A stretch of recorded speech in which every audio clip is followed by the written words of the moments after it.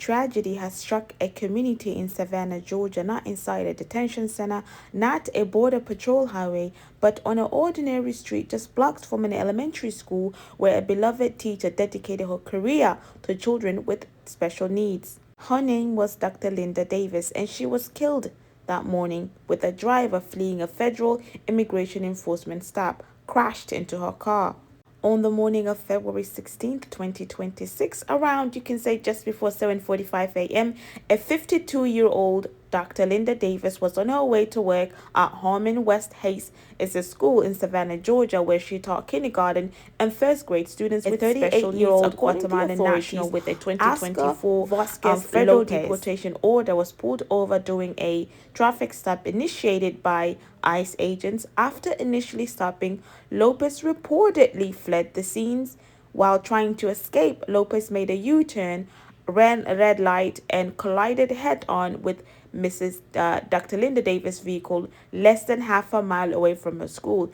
Davis was taken to the hospital, was pronounced dead crash and later from her injuries. He now faces multiple charges, including first-degree vehicle homicide, reckless driving, and failure to obey traffic control devices.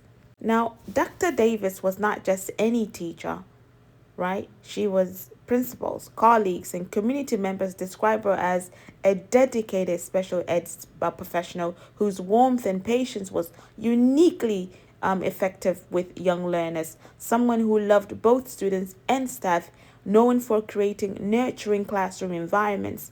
A mother and a guardian who was raising her own family while raising up others' children. So, students in her class, just ages 5 and 6, were reportedly in tears after learning that she would not return to school. Her loss has been described as a counseling and made banners in her memory, a phrase reflecting the deep emotional rupture by colleagues and students alike. This was a woman whose daily presence has shaped lives, and she was taken into a moment of wasn't without her own doing. Now, this incident unfolded against the backdrop of a renewed federal immigration enforcement push under the current administration. Across the country, we have been seeing aggressive ICE operations, from traffic stops to detention expansions, have been increasingly scrutinized for safety, transparency, and community impact. In Chatham County, where the crash occurred, residents have reported frequent and aggressive immigration stops where drivers are pulled over with in unmarked vehicles with clear to little identifications. Some locals say that these encounters have left them feeling targeted and unsafe. Now, local officials, including the Savannah mayor and Chatham County chair, have publicly questioned whether the pursuit that led to Dr. Davis' death was necessary, noting that Lopez's alleged actions did not involve violent criminal behavior at the time of the stop. So what this collision basically reveals is that this is the painful truth, right?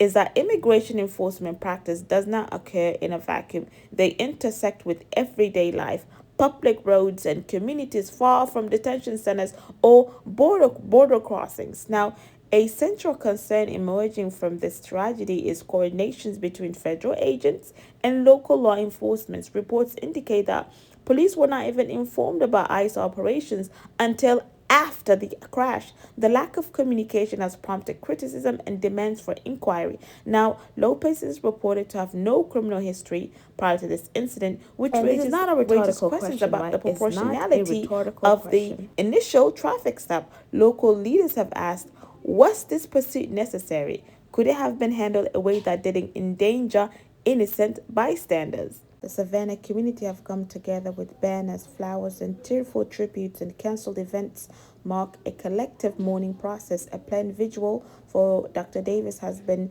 rescheduled to allow more people to participate in honoring her life and legacy. School staffs have emphasized grief counseling for students, reiterating how deeply her presence shaped young minds, and especially those with autism and other special needs whom she championed for every day. Local civil rights activists and residents are also raising concerns about how such pursuits are handled near schools, neighborhoods, and public roads, places where children, parents, and community members are present every day. Now ask yourself, are the methods used by federal enforcement proportional to the goals they pursue? especially when they jeopardize the safety of the people who have nothing to do with the original target? That's a question this moment forces us to confront. Stay informed, stay safe. I'll leave you all in the care of Allah subhanahu wa ta'ala. Assalamu alaikum wa rahmatullahi wa barakatuh.